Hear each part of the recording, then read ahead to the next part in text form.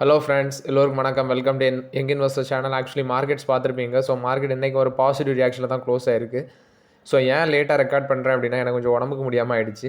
அதாவது அந்த chicken box மாதிரி லைட்டாக ட்ராப்பாக மேலே வந்திருக்க மாதிரி இருக்குது. அது கொஞ்சம் ரொம்பவே டயர்டாகி வச்சுருக்கு பாடியை. இப்போ தான் 6 மணிக்கு தான் எழும்பவே செஞ்சேன்.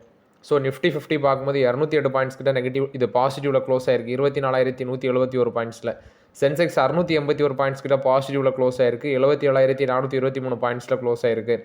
பேங்க் நிஃப்டி 58,045 பாயிண்ட்ஸில் ட்ரேட் ஆகுது 793 பாயிண்ட்ஸ் கிட்ட பாசிட்டிவில் இருக்குது.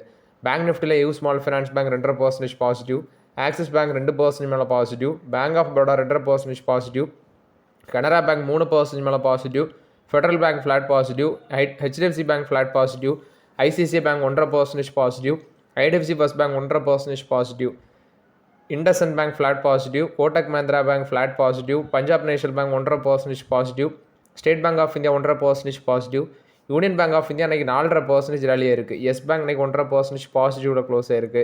மார்க்கெட்ஸ் பார்க்கும்போது நல்ல ஒரு பாசிட்டிவ் ரியாக்ஷனில் க்ளோஸ் ஆயிருக்கு. இது போக பெருசாக நான் பார்த்தது ஐடி செக்டார் தான். ஏன்னா டிசிஎஸோட ரிசல்ட்ஸ் வந்துருந்துச்சு. ஸோ டிசிஎஸோட ரிசல்ட்ஸ் இன்றைக்கி வந்தோடனே மார்க்கெட்டை எடுத்து பார்த்தோன்னா ஷேர் ப்ரைஸ் வந்து 3.6% அளவுக்கு மேலே போச்சு. அதாவது 2157 சம்திங் வந்துச்சுன்னு நினைக்கிறேன். கடைசியில் 2063 க்ளோஸ் ஆயிருக்கு டிசிஎஸ். டெக் ஒரு ஃப்ளாட் பாசிட்டிவில், tech Mahindra 1.5% positive, Wipro 1.5% positive, HCL tech 1.5% positive, Infosys 1.5% positive, Mphasis 2.5% பாசிட்டிவாக க்ளோஸ் ஆயிருக்கு. இது போக அந்த ஸ்மால் ஐடி கம்பெனிஸோட பெர்ஃபார்மன்ஸ் ஓரளவு பெட்டராக இருந்துச்சு. நியூஜன் சாஃப்ட்வேர் டெக்னாலஜிஸ் 515 ரூபாவில் க்ளோஸ் ஆயிருந்துச்சு. அவங்க அதிகபட்சமாட்டு 542 ரூபா வரைக்கும் போயிருக்காங்க. இன்றைக்கி மட்டுமே 8% அந்த ரேஞ்சில் பாசிட்டிவில் க்ளோஸ் ஆயிருக்கு. பட் ஒரு 10% மேலே பாசிட்டிவ் ட்ரெண்ட் போயிருக்கு. நியூஜன் சாஃப்ட்வேர் 515 க்ளோஸ் ஆயிருக்கு. நியூஜன் சாஃப்ட்வேர் நான் ஆல்ரெடி டிஸ்கஸ் பண்ணியிருந்தோம், 24 டைம்ஸ் ஏர்னிங்ஸில் இருக்குது. அது மாதிரி கேபிடி டெக்னாலஜிஸ் வந்து 2.5% பாசிட்டிவ், 562 ரூபா க்ளோஸ் ஆயிருக்கு. 567 ரூபா வரைக்கும் அதிகபட்சமாக போயிருக்கு. நெட்வொர்க் டெக்னாலஜிஸ் ஃப்ளாட் பாசிட்டிவ், 4303 ரூபா க்ளோஸ் ஆயிருக்கு. பட் அதிகபட்சமாக அதுவும் 4344 ரூபா வரைக்கும் போயிருக்கு. ஸோ செல் ஆஃப் நடந்திருக்கு. ஐடி கம்பெனிஸ் எப்போண்டா ரேலி ஆகும், வித்துட்டு வெளியே ஓடலான்னு தான் எல்லாரும் இருக்கிறாங்க போல். ஐடி கம்பெனிஸ்லையும் செல் ஆஃப் நடந்திருக்கு. ஏன்னா டிசிஎஸ் வந்து ஸ்டார்டிங்கில் ரேலி ஆனது 3.5%, க்ளோசிங் ஃப்ளாட் பாசிட்டிவ். ஸோ கொஞ்சம் கேர்ஃபுல்லாக இருங்க. மேலே போக செல்லிங்கும் நடக்குது. அது மாதிரி பிஎஸ்சி பேங்க்லையும் கொஞ்சம் கேர்ஃபுல்லாக இருந்துக்கோங்க. நெக்ஸ்ட்டு செக்டார் வைஸ் நீ பார்க்கும்போது எனக்கு well performing sector finance, banking, PSU bank, technology, service, BSc, metal, cement, energy, infra, auto, consumer, pharma, இதெல்லாம் ஒரு வெல் பெர்ஃபார்மிங் செக்டராக இருந்திருக்கு. டிசிஎஸ் எடுத்து பார்க்கும்போது இன்னைக்கு Q1 ரிசல்ட்ஸ்க்கு அப்புறம் 65% ஆஃப் அனாலிஸ்ட் என்ன சொல்கிறாங்க அப்படின்னா, இதுக்கு பை கால் தான் கொடுக்குறாங்க. இல்லை ஃபஸ்ட்டு நான் எடுத்து பார்க்கும்போது இவங்க JP Morgan overweight rating கொடுத்துருக்காங்க. 2400 டார்கெட் ப்ரைஸ் சொல்லியிருக்காங்க. ஸோ இது வந்து டிசிஎஸை பொறுத்த வரைக்கும் அப்டேட். பட் என்ன கேட்டால் அவங்களோட ஆர்டர் டோட்டல் கான்ட்ராக்ட் வேல்யூலாம் இது குவார்டர் அண்ட் குவார்டர் பேஸில் குறைஞ்சிருந்துச்சு. ரெவன்யூ பார்க்கும்போது சீக்வென்ஷியல் பேஸில் இம்ப்ரூவ் ஆயிருந்துச்சு. ப்ராஃபிட் சீக்வென்ஷியல் பேஸில் அடி வாங்கியிருந்துச்சு. ஸோ அது மாதிரி தான் அவங்க போஸ்ட் பண்ணியிருக்காங்க. But results okay. என்ன கேட்டால் ரொம்ப ஒன்று மொக்க ரிசல்ட்ஸ்னு சொல்ல முடியாது. ரெவன்யூலாம் இன்க்ரீஸ் தான் இருக்குது. ஸோ அதனால் டிசிஎஸ் வந்து இன்னும் 2000 ரூபாய்க்குலாம் வந்துச்சுன்னா ஸ்லோவாக யூஸ் பண்ணிகிட்டு இருங்க. ஆல்ரெடி 6 இயர் லோவில் இருக்குது. மறுபடியும் பார்த்தீங்கன்னா ஆப்பர்ச்சுனிட்டி கிடைக்கும்னு நினைக்கிறேன். அதனால் பொறுமையாக இருந்து யூஸ் பண்ணிக்கோங்க. மேரிக்கோ வந்து அவங்க அக்யூர் பண்ண பிராண்ட்ஸ் மூலமாக ஃபினான்ஷியல் 26ல் 2375 கோடி ரெவன்யூ ஜென்ரேட் பண்ணியிருக்காங்க அப்படின்னு சொல்கிறாங்க. அதாவது பிஆர்டோ, 4700 பிசி, காஸ்மிக்ஸ், ட்ரூ எலமெண்ட்ஸ், பிளிக்ஸ், இது மாதிரி கம்பெனிஸ் டேக் ஓவர் பண்ணது மூலமாட்டு 2375 கோடி ரெவன்யூ ஜென்ரேட் பண்ணியிருக்கிறோம் ஃபினான்ஷியல் 26ல் அப்படின்னு சொல்லி மேரிக்கோ வந்து அப்டேட் கொடுத்துருக்காங்க. அடுத்து இந்தியாவோட ஸ்டேட் பேங்க் ஆஃப் இந்தியா அவங்க 1.42% ஸ்டேக் வந்து எஸ்பிஐ ஃபண்ட் மேனேஜ்மெண்ட் ஐபிஓவில் வந்து பார்த்தீங்கன்னா ப்ரீ ஐபிஓ டீலில் செல் பண்ண இருக்கிறாங்க அப்படின்னு சொல்லி அப்டேட் கொடுத்துருக்காங்க. இது வந்து எஸ்பிஐ கொடுத்த அப்டேட்டு. டாடா குரூப் பார்க்கும்போது 27,000 கோடிக்கு செமிகண்டக்டர் ஃபெசிலிட்டி அசாமில் போடுறாங்க. ஸோ இதுக்கு வேண்டி அவங்களுக்கு கவர்மெண்ட் இன்சென்டிவ்ஸ் மட்டுமே 14,044 கோடி கிடைக்குது. 27,000 ஜாப்ஸ் கிரியேட் ஆகும்னு சொல்கிறாங்க. ஃபஸ்ட்டு 10,225 கோடி சென்ட்ரல் கவர்மெண்ட்டும், அசாம் கவர்மெண்ட் 3,789 கோடி கொடுக்குறாங்க. ஸோ 27,000 கோடியில் 14,044 கோடி கவர்மெண்ட் மூலமாட்டே இன்சென்டிவ்ஸ் வருது. இது மூலமாட்டு 27,000 ஜாப்ஸ் கிரியேட் ஆகும் அப்படின்னு சொல்லி டாடா எலக்ட்ரானிக்ஸ் அப்டேட் கொடுத்துருக்காங்க. மில்கி மிஸ்ட் பார்க்கும்போது $213 மில்லியன் இந்தியாவில் பார்த்தீங்கன்னா இந்த மாதம் அவங்க ஐபிஓ லான்ச் பண்ண இருக்கிறோம் அப்படின்னு சொல்லி அப்டேட் கொடுத்துருக்காங்க. இது மில்கி மிஸ்ட் கொடுத்த அப்டேட்டு. ஃப்ரெஞ்ச் பேஸ்ட் இன்வெஸ்டராக இருக்கிற சேவியர் நீல், இவர் வந்து வோடஃபோனில் டாப் ஷேர் ஹோல்டர்ஸாட்டு மாற போகிறதாட்ட அப்டேட் கொடுத்துருக்காங்க. ஏன்னா யூஏஇ பேஸ்டு அண்ட் யூஏஇயோட குரூப் வந்து அவங்க என்டையர் ஸ்டேக்கு $6 பில்லியன் டைல்யூஷன் பண்ண இருக்கிறாங்க. அவங்க ஓன் பண்ணுற ஸ்டாக் வந்து எக்ஸிட் பண்ண இருக்கிறாங்க $6 பில்லியன்.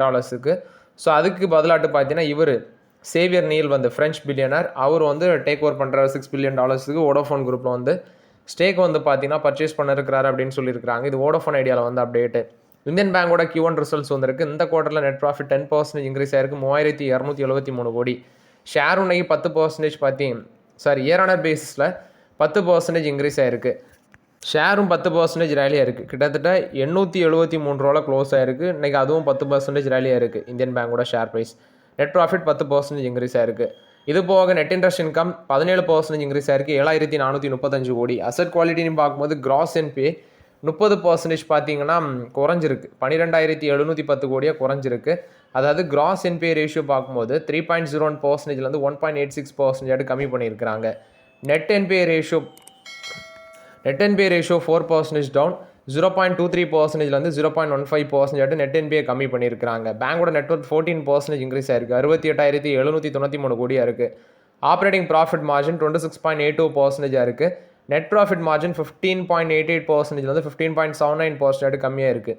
ரிட்டர்ன் ஆன் அசட் 1.34% இருக்குது. அடிக்யூஷன் ரேஷியோ, கேபிட்டல் அடிக்யூஷன் ரேஷியோ 17.80% இருக்குது. டோட்டல் அட்வான்சஸ் 14% வளர்ந்துருக்கு. ஸ்லிப்பேஜ் ரேஷியோ 0.77% இருக்குது, அதுவும் குறைஞ்சிருக்குன்னு சொல்லியிருக்காங்க ஜூன் 2025 கம்பேர் பண்ணும்போது. டொமஸ்டிக் நெட் இன்ட்ரெஸ்ட் மார்ஜின் 3.41% இருக்குது, இது இயர் ஆனர் பேசிஸில் இன்க்ரீஸ் ஆயிருக்கு. இது இந்தியன் பேங்க் போஸ்ட் பண்ண ரிசல்ட்ஸ் அப்டேட். இன்றைக்கி மார்க்கெட்டில் ஸ்டாக் ப்ரைஸும் 10% ரேலியாக இருக்குது. பேங்க் ஆஃப் மகாராஷ்டிராவோட Q1 ரிசல்ட்ஸ் ப்ராஃபிட் 26% இன்க்ரீஸ் ஆயிருக்கு, 2020 crore. Net NPA flat quarter on quarter பேஸில், gross NPA flat. Net NPA 0.13%, gross NPA 1.45%. Net interest income 14.5% increase ஆயிருக்கு, 3770 கோடி. ப்ரொவிஷன் 840 கோடி, இதுவும் குறைஞ்சிருக்கு. ஆக்சுவலி குவார்டர் ஆன் குவார்டர் பேஸில் ப்ரொவிஷன் இன்க்ரீஸ் ஆயிருக்கு. இது போக ஆப்ரேட்டிங் ப்ராஃபிட் 21.3% இன்க்ரீஸ் ஆயிருக்கு, 3117 கோடி. அதர் இன்கம் ஒரு 25% இன்க்ரீஸ் ஆயிருக்கு, 1029 கோடியாக இருக்குது. இது பேங்க் ஆஃப் மகாராஷ்டிரா போஸ்ட் பண்ண ரிசல்ட்ஸ் அப்டேட்டு. என்பிஎஸ் வந்து ஃப்ளாட்டாக இருக்குது அப்படின்னு சொல்லி அப்டேட் கொடுத்துருக்காங்க. டிக்சன் டெக்னாலஜிஸோட ஷேர் ப்ரைஸ் 4% ரேலியாக இருந்துச்சு. ஸோ விவோட ஜாயின்ட் வெஞ்சருக்கு அப்ரூவல் கிடச்சது ஒரு மேஜர் ரீசன். ப்ரோக்கரேஜஸ் ஃபார்ம் வந்து 24% மேலே போகும் அப்படின்னு சொல்லி அப்டேட் கொடுத்துருக்காங்க. ஸோ இது வந்து டிக்சன் டெக்னாலஜிஸை பொறுத்த வரைக்கும் அப்டேட்டு. நெக்ஸ்ட்டு பார்க்கும்போது கல்யாண் ஜுவல்லர்ஸ், இது 3 நாளில் 35% மேலே ரேலியாக இருக்குது. கல்யாண் ஜுவல்லர்ஸ் இன்றைக்கும் 7% ரேலியாக இருந்துச்சு. மார்க்கெட் கேப்லேஷன் 11,500 கோடி அளவுக்கு ஆட் பண்ணி கொடுத்துருக்கு. ஸோ ஒரு 3 நாளுக்கு முன்னாடி ஓரளவு யூஸ் பண்ணியிருந்தோம்னா நல்ல ஒரு ரிட்டர்ன்ஸ் கிடச்சிருக்கும், பட் தவற விட்டுட்டோம். இது கல்யாண் ஜுவல்லர்ஸை பொறுத்த வரைக்கும் அப்டேட்டு. நெக்ஸ்ட்டு பார்க்கும்போது ஹீலியோஸ் கேபிட்டல் மேனேஜ்மெண்ட் வந்து அதானி குரூப்பில் பெருசாட்டே இன்வெஸ்ட்மெண்ட் பண்ண போகிறாங்க அப்படின்னு சொல்லி அப்டேட் கொடுத்துருக்காங்க. அதானி குரூப்பில் அதானி என்டர்பிரைசஸ் லிமிடெடில். ஸோ அந்த அசட் அண்டர் மேனேஜ்மெண்ட் பார்க்கும்போது 7,70,000 ஷேர்ஸ் வந்து பர்ச்சேஸ் பண்ணியிருக்கிறாங்க அவங்களோட 3 ஃபண்ட்ஸ் மூலமாட்டு. பட் அதானி குழுமத்தில் இவங்க தான் ஃபஸ்ட் டைம் பை பண்ணுறாங்க போல், ஃபஸ்ட் டைம் இன்வெஸ்ட்மெண்ட் பண்ணுறாங்க. இது போக சமீர் அரோரா அவங்க தான் ஹீலியோஸோட ஃபவுண்டர்னு சொல்லியிருக்கிறாங்க. So first time Adani group of ஸ்டாக்ஸில் அவங்க இன்வெஸ்ட்மெண்ட் பண்ணுறாங்க அப்படின்னு சொல்லி அப்டேட் கொடுத்துருக்காங்க. ஃபெடரல் பேங்க் இன்றைக்கி ஒரு ஃப்ளாட் பாசிட்டிவில் க்ளோஸ் ஆச்சு. ஸோ இவங்களுக்கு வந்து பார்த்தீங்கன்னா இன்வெஸ்ட்மெண்ட் கிரேட் ரேட்டிங் வந்து செக்யூர் பண்ணியிருக்கிறாங்க S&P குளோபல்ட்டு. ஸோ ஸ்டாக் வந்து ஃபோக்கஸில் இருந்துச்சு. Federal bank S&P global ratings வந்து ஃபஸ்ட்டு எவர் இன்டர்நேஷனல் இஷ்யூ கிரெடிட் ரேட்டிங் அவங்களுக்கு கிடச்சிருக்கு. ஸோ குளோபல் இன்வெஸ்ட்மெண்ட் கிரேட் கேட்டகரியில் அந்த பேங்க் வந்து இடம் பிடிச்சிருக்காங்க. ஸோ ஷார்ட் டைம் அந்த இதில் கிரெடிட் ரேட்டிங் வந்து A3 கொடுத்துருக்காங்க. ஸோ இது வந்து ஃபெடரல் பேங்க்குக்கு ஒரு பாசிட்டிவ் அப்டேட்டாக இருக்குது. NBCC இவங்க 28,000 கோடியிலேருந்து 30,000 கோடி ரெவன்யூ ஃபினான்ஷியல் 29 எதிர்பார்க்குறாங்க. ப்ராஃபிட்டும் அந்த டைமில் டபுள் ஆகும் அப்படின்னு சொல்கிறாங்க. 1,100 கோடியிலேருந்து 1,200 கோடி அளவுக்கு ப்ராஃபிட் பண்ணும் அப்படின்னு சொல்லி NBCC அப்டேட் கொடுத்துருக்காங்க. TCS வந்து ரெவன்யூ வந்து லம்பாக வரும் அப்படின்னு சொல்கிறாங்க. ஏன்னா ப்ராஜெக்ட்ஸ் நிறையா இருக்கிறதுனால இன்னும் ஜஸ்ட் 1 to 2 குவார்ட்டர்ஸில் இன்னும் ரெவன்யூ இன்க்ரீஸ் ஆகும் அப்படின்னு சொல்லி அப்டேட் கொடுத்துருக்காங்க. இது வந்து TCSஐ பொறுத்த வரைக்கும் அப்டேட். ஏன்னா இந்த குவார்ட்டர்லேயே அவங்களோட ரெவன்யூ வந்து ரொம்பவே இன்க்ரீஸ் ஆயிருந்துச்சு. Power grid corporation of India இவங்க டிரான்ஸ்மிஷன் ப்ராஜெக்ட் TBCB ரூட் வழியாட்டு வின் பண்ணியிருக்கிறாங்க. ஸோ இன்றைக்கி ஷேர் ப்ரைஸ் வந்து ஃபோக்கஸில் இருந்துச்சு. டேரிஃப் பேஸ்ட் காம்படிட்டிவ் பிட்டிங் மூலமாட்டு இண்டஸ்ட்ரியல் டிரான்ஸ்மிஷன் ப்ராஜெக்ட் வின் பண்ணியிருக்கிறாங்க. அதில் சக்ஸஸ்ஃபுல் பிட்டராக இருந்து வின் பண்ணியிருக்கிறாங்க. லெட்டர் ஆஃப் இன்டென்ட், அதாவது பில்ட் பண்ண, அதாவது இவங்க BOT பேசிஸ்னால் பில்டு ஓன் ஆப்ரேட் ட்ரான்ஸ்ஃபர், அது பேசிஸில் அவங்களுக்கு கிடச்சிருக்கு. இது வந்து பால்டா ராம்கார் சப்ஸ்டேஷன் ராஜஸ்தான், இன்னொன்று வந்து கான்பூர் சப்ஸ்டேஷன் உத்தரப்பிரதேஷ், இந்த ப்ராஜெக்ட்லாம் இவங்களுக்கு கிடச்சிருக்குன்னு சொல்லியிருக்காங்க. இது power grid corporation of India கொடுத்த அப்டேட்டு. இன்றைக்கி மார்க்கெட் மேலே போனதுக்கு சில கீ ஃபேக்டர் சொல்கிறாங்க. ஒன்று ஐடி ஷேரில் பை பண்ணியிருக்கிறாங்க, அட் த சேம் டைம் என்ன கேட்டால் செல்லும் பண்ணியிருக்கிறாங்க பாதி பேர். அடுத்து US ஈரான் பிரச்சனைக்கு வந்து பார்த்தீங்கன்னா விரைவில் ரீசொல்யூஷன் வரும் அப்படின்னு சொல்லி அப்டேட் கொடுத்துருக்காங்க. அடுத்து குளோபல் மார்க்கெட்ஸ் நீ பார்க்கும்போது ஓரளவு நல்லா இருந்திருக்கு. கொசிபி வந்து 4% ஜம்ப் ஆகிருக்கு. ஜப்பானை சேர்ந்த நிக்கை வந்து 225, அதாவது 1.91% இன்க்ரீஸ் ஆகிருக்கு. ஷாங்காய் SSE காம்போசிட் 0.76% ரேலியாக இருக்குது. ஸோ அதை பேஸ் பண்ணி நம்ம மார்க்கெட்டும் ஒரு பாசிட்டிவ் ரியாக்ஷன் கொடுத்துருக்குது. டாக்டர் ரெட்டி லேபரேட்டரிஸ் தொடர்ந்து விழுது, என்கிட்ட கேட்டுகிட்டே இருக்கீங்க ஏன் ப்ரோ அது விழுது அப்படின்னு சொல்லி. ஜெனரிக் செமாக்யூல்டேடை வந்து அவங்க லான்ச் பண்ணுவோம் அப்படின்னு சொல்லியிருந்தாங்க. பட் அது இப்போ டிலே ஆகிட்டு இருக்குது அவங்களோட ஏபிஐ ப்ராப்ளம்ஸ்னால. ஸோ நவம்பரில் வந்து வரும்னு நினைக்கிறேன். அவங்க வந்து டிலே ஆகுது அப்படின்னு சொல்கிறாங்க. மேபி நவம்பரில் வர சான்ஸ் இருக்குது. ஸோ அது மட்டும் இல்லாமல் expected volume 6 to 7 million Benz. But actually 12 million Benz சொல்லியிருந்தாங்க. இப்போ அது கம்மியாகுது. ஏன்னா அந்த ஏபிஐ மேனுஃபேக்சரிங் இஷ்யூஸ்னால அதை கம்மி பண்ணியிருக்கிறாங்க.